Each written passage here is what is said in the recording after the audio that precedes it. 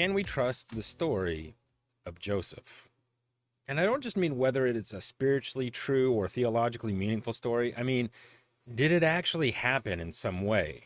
Was there really a Hebrew slave who interpreted Pharaoh's dreams and rose to become the second most powerful man in all of Egypt?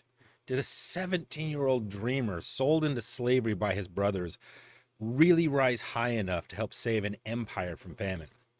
Because honestly, skeptics raise some serious objections here. They'll say things like, well, if Joseph really became vizier of Egypt, if he helped save a nation during a 7-year famine, if he administered to the most powerful kingdom in the ancient world, then why don't the Egyptian records mention him?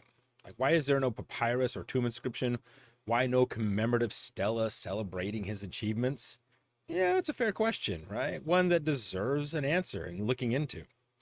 And if you've ever wrestled with it, if you've ever wondered whether the Joseph story is history or a pious fiction, or whether the archaeology supports faith or undermines it, well, this video is for you.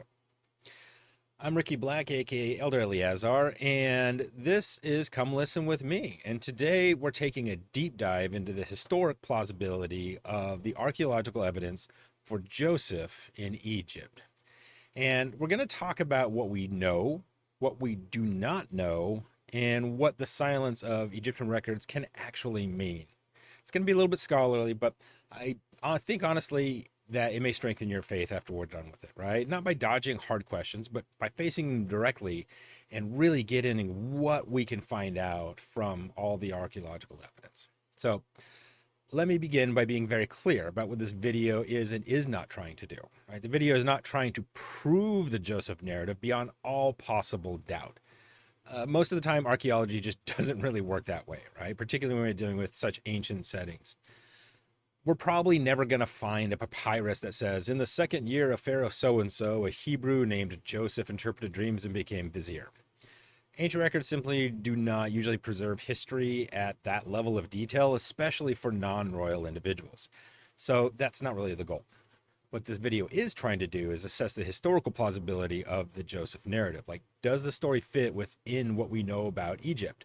Are the cultural details accurate? Is there evidence for Asiatic populations in Egypt at the appropriate times? Is there evidence for foreigners rising to administrative power? And perhaps more importantly, how should we interpret the silence of Egyptian records? So here's the thesis I want to defend in this video.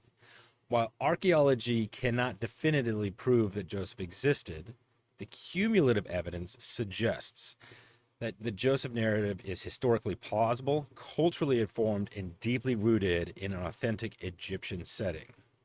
And the details are too specific and too accurate and too embedded in the Egyptian life to be dismissed casually as some sort of late fiction. We're going to look at 4 major areas to do this to.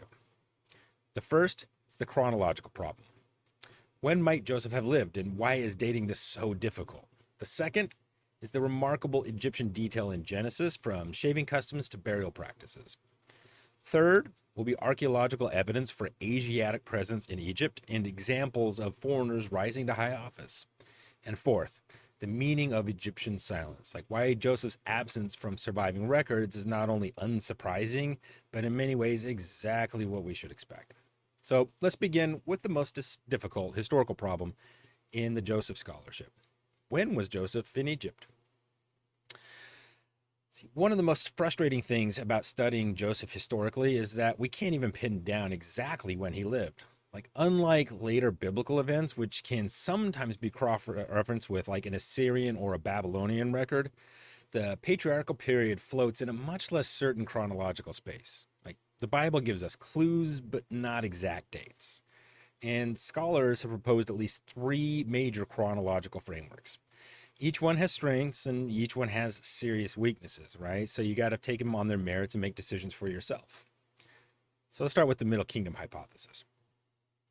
So some scholars place Joseph during Egypt's Middle Kingdom, especially the 12th dynasty, roughly 2000 to 1800 BCE.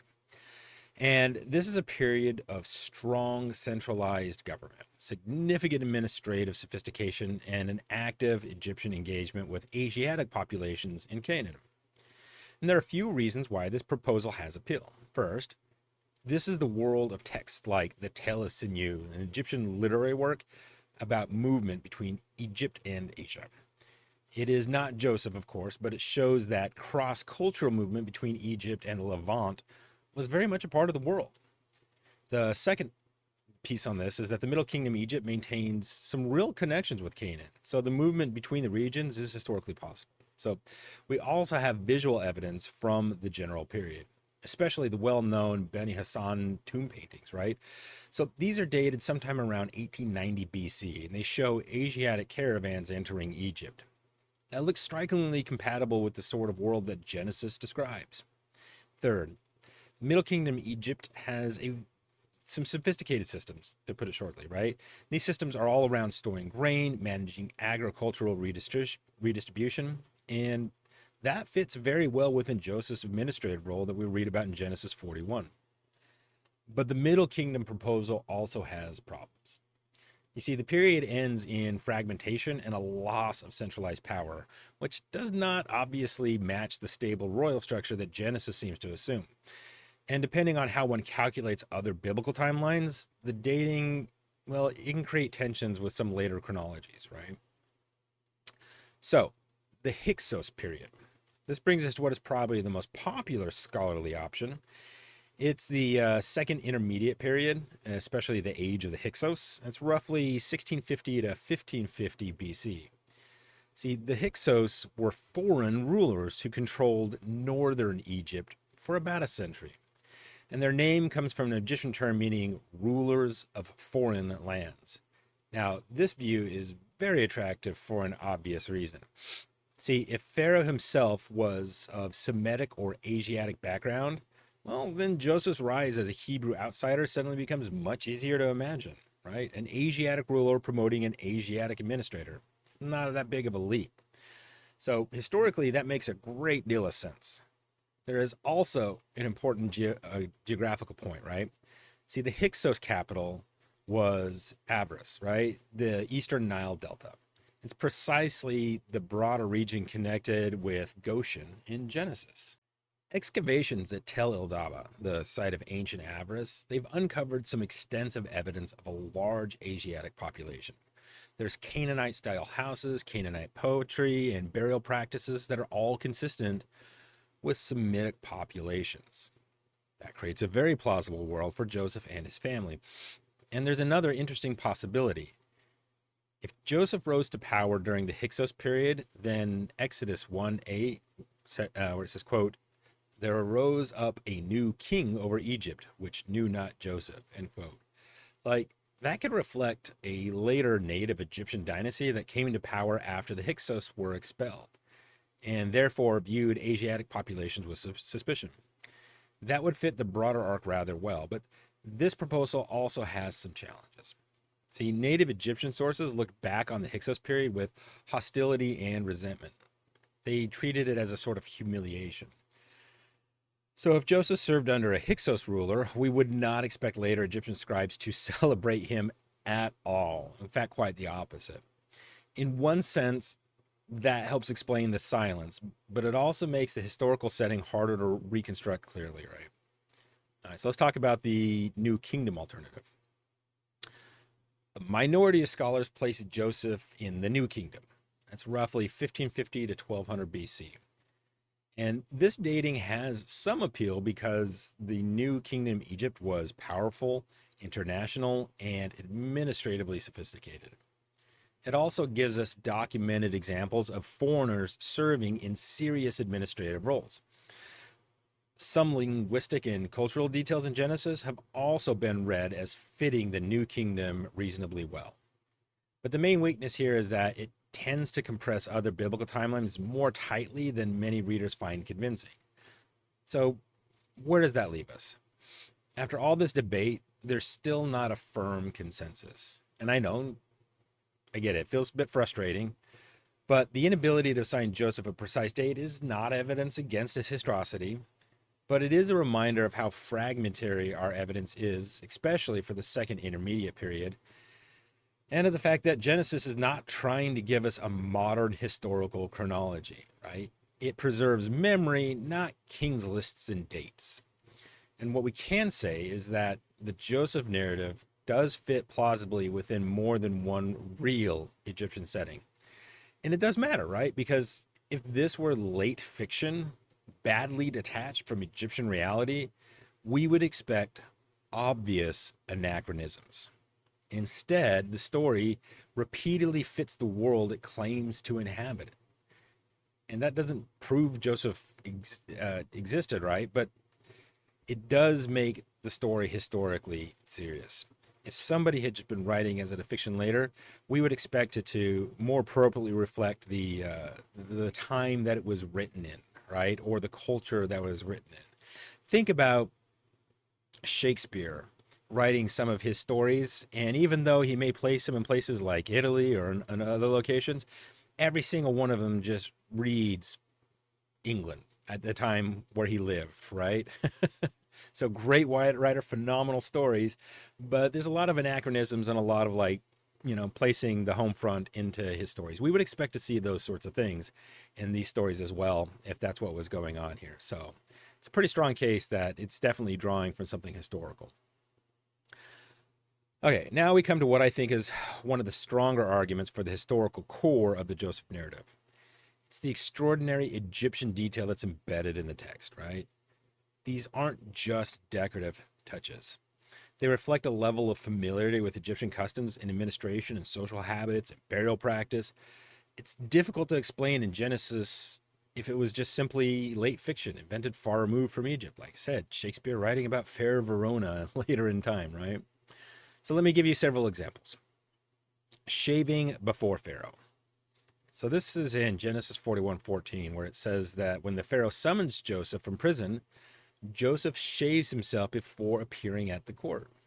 It's an important detail. See, Egyptians were famously attentive to their personal grooming. Beards were often associated with foreigners. See, Egyptian men, by contrast, were cleanly shaven. Even though, like, you get the ceremonial beards that would be worn in certain contexts, but by contrast, Semitic peoples like the Hebrews, they normally wore beards. So Joseph shaving before entering Pharaoh's presence shows cultural adaptation to the Egyptian expectations. And here is why that is interesting. Again, a later Jewish writer for whom beards were normal and honorable and masculine would not naturally invent a detail like that, right? And quite the obvious. But if the narrative preserves real memory of Egyptian court practices, then the detail makes perfect sense. Now, the signet ring and the gold chain, right? That's in Genesis 41:42, where it says that the Pharaoh gives Joseph his signet, fine linen garments, and a gold chain. Again, that is exactly the kind of detail that rings true in an Egyptian setting. See, the signet ring symbolizes delegated authority, the right to act in Pharaoh's name. The gold chain or collar was a known Egyptian mark of royal favor and high office. And the fine linen was a hallmark of Egyptian prestige. So these are not vague ancient imagery, right? It is specific Egyptian imagery. These are the sorts of falsifiable elements that are ripe with anachronism in fictions, but they show up in things that we can say with certainty hold a historical accuracy. If we look at the names and titles, Joseph is given an Egyptian name, Zaphanath Paneah. Now, scholars debate the exact meaning, but there are plausible Egyptian roots for it. The point is not that every detail is fully settled. The point is that the text preserves an Egyptian name form, not simply a Hebrew substitute. And again, this is what we'd expect if a foreigner were incorporated into Egyptian administration. Now, Joseph's father-in-law is also identified as Potiphera, priest of On. On is Heliopolis. It's one of Egyptian's major religious centers. And Potiphera itself is an authentically Egyptian name. So again, not random, right? It reflects real familiarity with Egyptian naming patterns and religious geography. Now the grain storage and administration. So Joseph's program in Genesis 41 involves collecting grain during years of abundance and redistributing it during famine. Again, this fits Egyptians exceptionally well. See, Egypt's agricultural life, it was organized around the Nile flood cycle, and the state developed extensive bureaucratic systems for taxation, storage, and redistribution. In fact, we have texts and archaeological evidence for Egyptian grain accounting and large-scale storage systems. So in other words, Joseph's plan is not just plausible in the abstract. Again, it's exactly the sort of thing that Egypt was structurally equipped to do. Moving on to burial practices. When we get to Genesis 50, the burial customs are also strikingly Egyptian. See, Jacob is embalmed. And the text says the embalming takes 40 days, followed by 70 days of mourning. And that's not generic ancient mourning language, right? Those are distinctly Egyptian patterns. See, later classical sources, such as Herodotus, they describe Egyptian embalming procedures in ways that correspond remarkably well to this general time frame. And the 70-day mourning period is specifically Egyptian and definitely not Israelite. And again, that's an important detail because it suggests that the text is preserving the Egyptian cultural memory and not simply rewriting everything into later Israelite practice. All right, so what does this all mean? See, now, any one of these details might be explained away on its own, but taken together, they build a serious case. We're talking about correct grooming customs, accurate symbols of administrative authority, authentic Egyptian names, correct religious geography, realistic grain administration, and burial practices, all that are distinctly and historically accurately Egyptian. And so that the whole cumulative weight of all these details coming together, that matters, right? Because, it doesn't prove that Joseph existed, but it strongly suggests that the narrative is not a casual fiction that is pulling from something deeply authentic that actually happened. It reflects a deep contact with the Egyptian world, and it makes the story harder to dismiss. We're getting into the territory where each of these things on their own doesn't necessarily mean anything, but when we build them up together and take them into sort of a collective, it becomes harder and harder to deny that there's something to the historical accuracy of this story. All right, so let's address another major question. Were Asiatics, right, so Semitic people from the Levant area, actually present in Egypt during the kinds of periods that we're talking about? And could they realistically rise to positions of influence? The archaeological answer to both questions is yes. So the Middle Kingdom. Let's get back to that Beni Hassan painting. It dates to around 1890 BC, and it shows a caravan of Asiatics entering Egypt. Men, women, children, foreign dress, trade goods, all clearly marked as non-Egyptian. And the inscription calls them Amu, right? The Egyptian term for Asiatics. Now, it's good detail because it shows that the Semitic people were in fact entering Egypt in a way that matches the broader world of Genesis. Some came as traders, some came as laborers, some as servants, and some as slaves. And that makes Joseph's initial situation entirely plausible. We also have some documentary evidence. There's a thing called the Brooklyn Papyrus, and it's dated around 1740 BC. It lists household servants, and many of them bear Semitic names. So that means Asiatic servants in Egyptian households, well, it wasn't unusual for that to happen. Again, that fits the Joseph narrative, right? And then there's the Hyksos period and the Tel El Daba, right? Then we come to the Hyksos era. And the excavations there, the ancient Abras excavations, they have shown a very large Asiatic presence in the eastern Nile Delta. So what sort of evidence are we talking about? Again, Canaanite style architecture, Canaanite pottery and burial customs, and these are all non-Egyptian. And eventually the rise of the Hyksos capital itself. That's enormously important, right? Because Genesis places Joseph's family in the Delta region. And archaeology confirms that this area really did contain substantial Semitic populations. Like if they were a later fiction, we would expect them to start talking about like right there in the northern in the other regions where we see most of the Egyptian stories take place, not in this sort of temporary Delta region that's right there in the Goshen specific areas, right? Now, could a foreigner rise to high office? That's the other question, right? That's the hard part. Could someone like Joseph, a foreigner, even a former slave, really rise high enough in Egyptian administration? Again, the answer is yes. It was very unusual. We're talking about outlier situations, but it was absolutely not impossible or unheard of. And we actually have some examples. So one example is Aperel, right? It's an official of probable Asiatic background who served as a vizier under Amenhotep III. Another is Bey, who's a Syrian figure who rose to become great chancellor of the entire land under Pharaoh Siptah. So the basic pattern of foreign-born individual rising to exceptional administrative power, not a fantasy at all. It's got several historical attestations.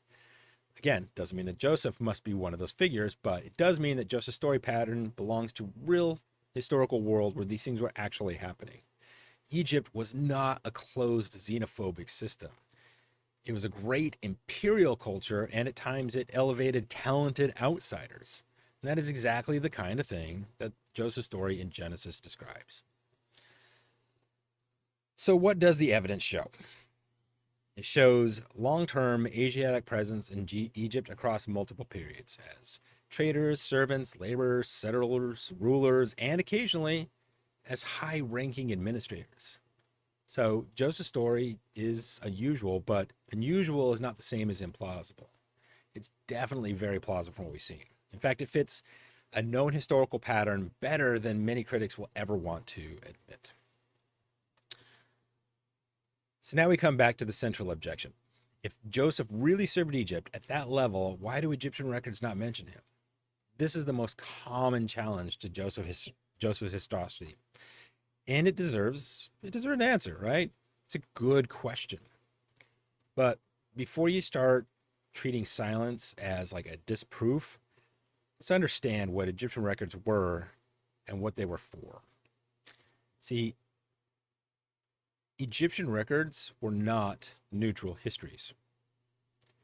Egyptian monumental inscriptions were not written as modern objective histories like we would expect. They were ideological texts. They existed to glorify Pharaoh.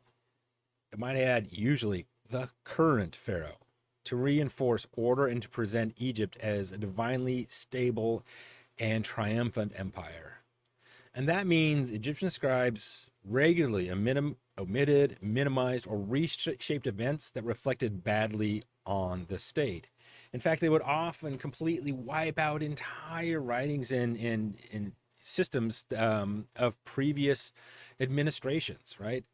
Today, you can actually find some of these like statues and obelisks that they actually had like their names and stuff inscribed on the bottom of them. Like when you tilt them and you look at underneath them, because they knew that future pharaohs and their administrations might wipe out any other trace of them. In fact, it's the only way we know that some of these people existed, because they managed to hide the inscription of their name and their existence somewhere. And we know this happened, right? So consider Akhenaten.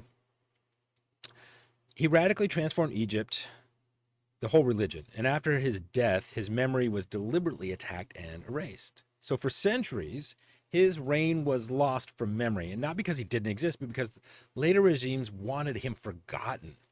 And that is true of the Hyksos period as well. See, the Hyksos ruled Egypt for over a century, yet native Egyptian memory treated them as a foreign oppressor and gave them minimal celebratory remembrance, right? And we can also think of cases like the Battle of Kadesh, where royal accounts are clearly propagandistic, right? So the lesson here is pretty simple. Egyptian silence cannot automatically be read as evidence that something never happened. So, yeah, why Joseph might not be remembered, right? So if Joseph served under the Hyksos, then later Egyptian silence is exactly what we might expect. I mean, why would native Egyptian scribes want to preserve the memory of how a Hebrew administrator serving a foreign oppressive dynasty during a period that they regarded as national humiliation? I mean, they wouldn't.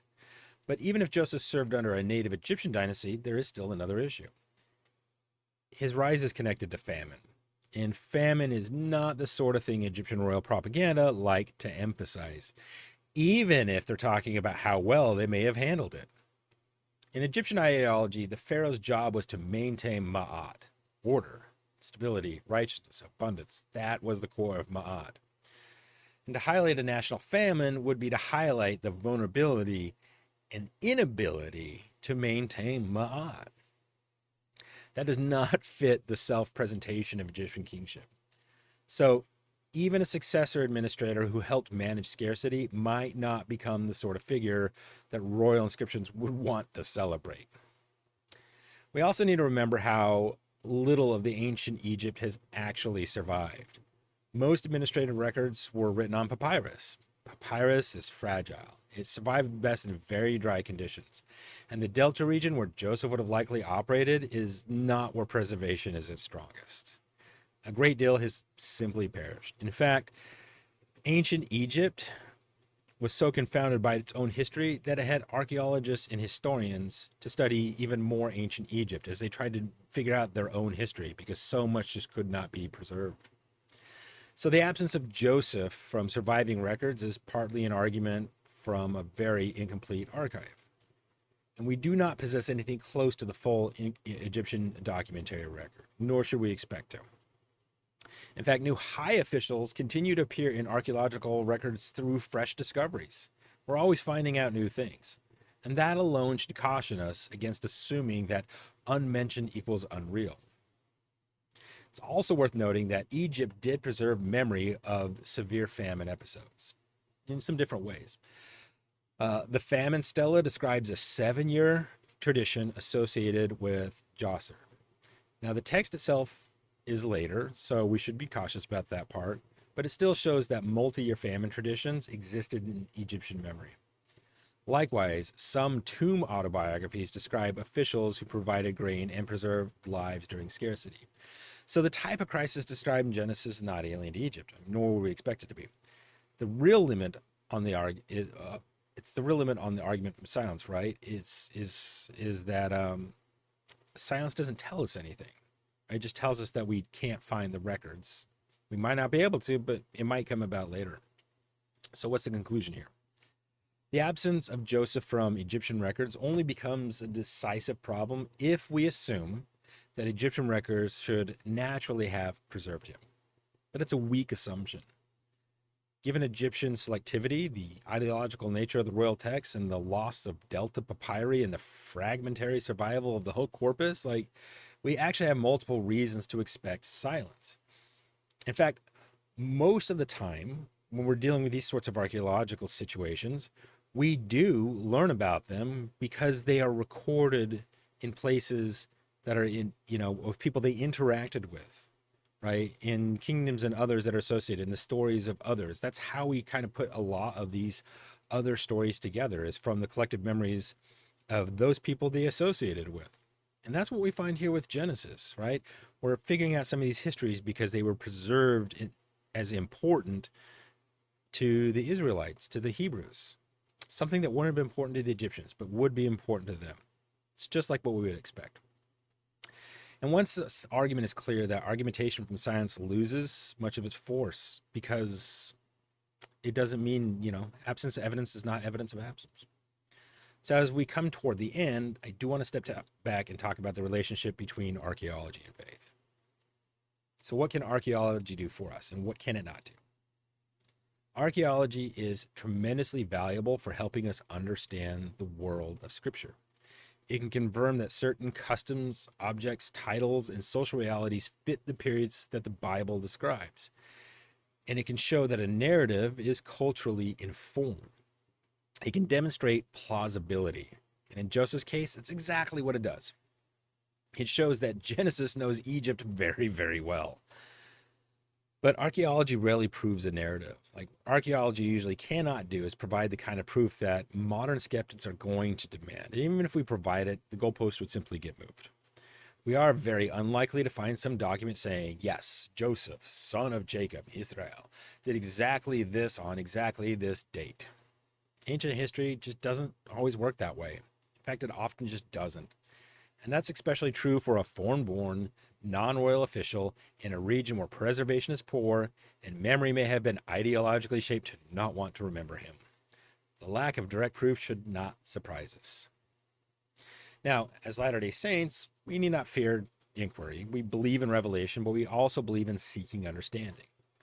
The Joseph narrative is sacred scripture. It teaches divine providence, integrity under pressure, patience in suffering, and God's ability to bring life out of betrayal. Those truths stand even if archaeology remains incomplete. But archaeology can still enrich faith. Because when we see that Genesis knows Egyptian customs, Egyptian administration, Egyptian naming, Egyptian burial practice, and so much more, it suggests that the narrative is grounded in a real, actual, physical, historic memory, not an invention or a fiction that was written about in, 600, 500 BC. It's not a disconnected myth. It is, however, a memory shaped by theology and preserved through covenant traditions. So, can we trust the story of Joseph? Well, it really depends on what kind of certainty you're asking for. If you want definitive archaeological proof that settles the question, well, we just don't have it. And if you did, you could probably get your PhD awarded to you very, very fast and probably receive some other awards for getting that information put together. But here's the thing, we likely never will have something that firm and that concrete.